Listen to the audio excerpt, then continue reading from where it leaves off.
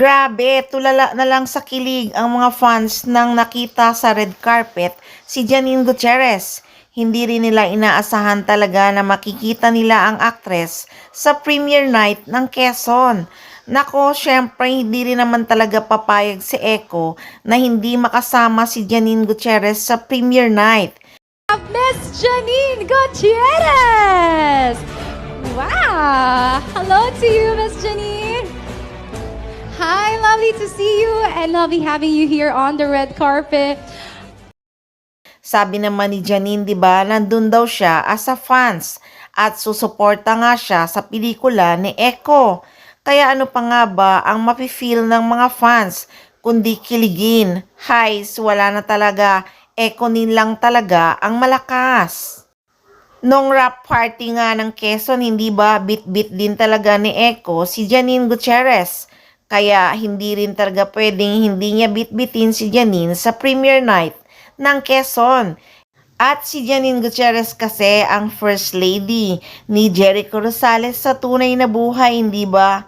Alam naman na natin na parang mag-asawa na nga ang turingan ng dalawa, di ba? At si Janine mahilig talaga yan sa history, kaya super excited talaga siyang manood ng biopic film na Quezon ng kanyang baba. Halo-halo na rin talaga ang naramdaman ng mga fans nang makita nga ang actress sa red carpet ng premiere ng Quezon.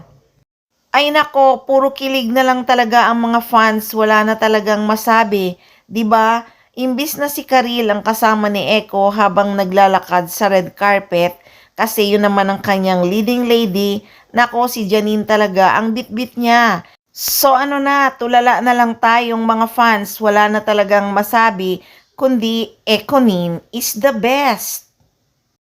Kahanga-hanga talaga sina Jericho Rosales at Janine Gutierrez.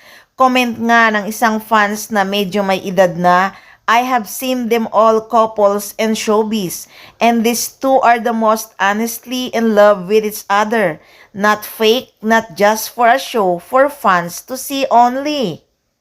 Vibes and aura are all written in their face and actions. What true love looks and destined forever. I'm old so I know what I'm talking about. I feel for the other love teams and severely disappointed, but I think I won't be with Econin. So ayan na nga ang kakilig-kilig na paunang paayuda sa premiere night ng Quezon. So marami pa tayong aabangan guys, kaya tutok lang. Siyempre, dito lang sa Maarteng Machika!